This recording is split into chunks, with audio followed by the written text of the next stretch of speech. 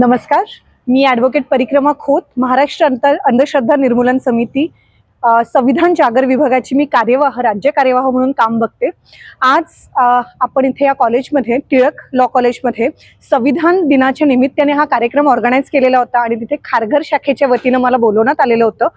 संविधान आणि वैज्ञानिक दृष्टिकोन या दृष्टिकोनातून आज आपण इथे सगळ्यांनी चर्चा केली, विद्यार्थ्यांसोबत गप्पा मारल्यात। खारघर शाखेच्या वतीनं, बनसोडे सरांच्या वतीनं, शिंदे सरांच्या वतीनं आणि त्यांच्या टीमच्या सोबत असे अनेक कार्यक्रम इथनं पुढे होत राहू देत।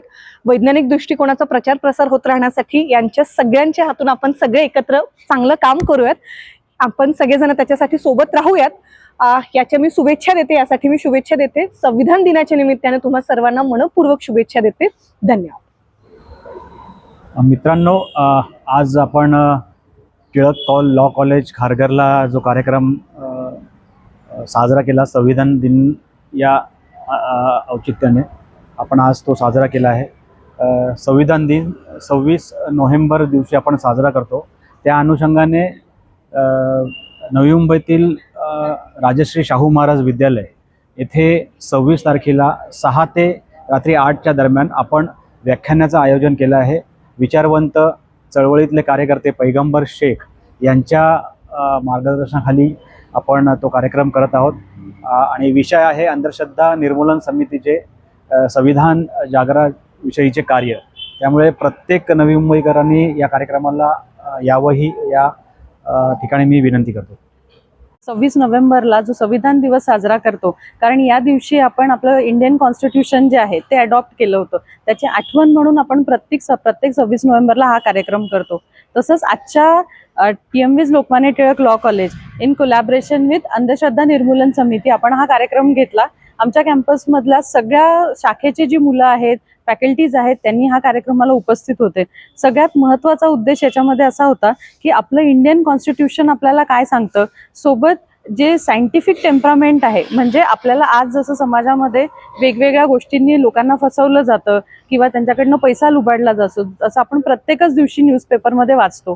तर या गोष्टींपासनं सायंटिफिक अप्रोचनी कसं वाचायचं किंवा आपलं विजडम आपण कसं व्यवस्थित ठेवायचं, कसा प्रत्येक गोष्टीचा सारासार विचार करूनच आपण कुठला निर्णय घ्यायचा किंवा काय रिॲक्शन द्यायची कुठल्या गोष्टीला, याबद्दल पंडित सरांनी पण काही डेमो दाखवले आणि मी TMV's Lokmanya Tilak law college तर्फे अंधश्रद्धा निर्मूलन समितीचे बनसोडे सर आणि पंडित सर यांचे धन्यवाद करते की आज त्यांनी दाखवलेल्या डेमोजमुळे किंवा त्यांनी सांगितलेल्या माहितीमुळे आमच्या मुलांना आणि फॅकल्टीजला फ्युचरमध्ये नक्की मदत मिळेल की एक सद्विवेक बुद्धी जागी ठेवून सतत कितीही इमोशनल वीकनेस जरी असला तरी पण त्यावेळेला कसं रिॲक्ट करायचं आणि कशी ती सिच्युएशन हँडल करायची याचा ते निश्चित प्रयत्न करतील।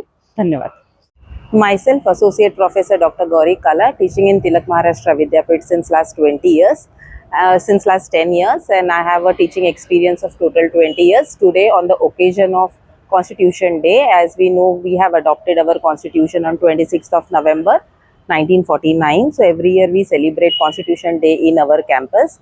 This year also we had decided to celebrate the Constitution Day along with all the departments which are we having in this campus. नमस्कार, मी जितेंद्र बनसोडे, अंधश्रद्धा निर्मूलन समिती खारघर शाखेच्या वतीने आपणास 26 नोव्हेंबर हा संविधान दिवस साजरा केला जातो, याच्याबद्दल आपल्याला हार्दिक शुभेच्छा।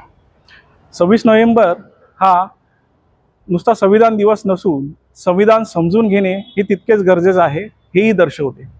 त्याच्यानंतर तुम्हाला संविधान पूर्णपणे वाचणे, त्याच्यानंतर त्यातला अर्थ समजून घेणे ही पूजण्याची गोष्ट तर नक्कीच आहे, पण ती त्याच्या अगोदर समजून घेणे याच्यासाठी खूप गरजेचं आहे की तुमची विवेकशील बुद्धी जागरूक करण्यासाठी म्हणा, तुमच्या कायदा आणि सुव्यवस्था हा तुमचा हक्काचा आहे हे समजण्याकरता तुम्हाला संविधान वाचणे हे गरजेचं आहे।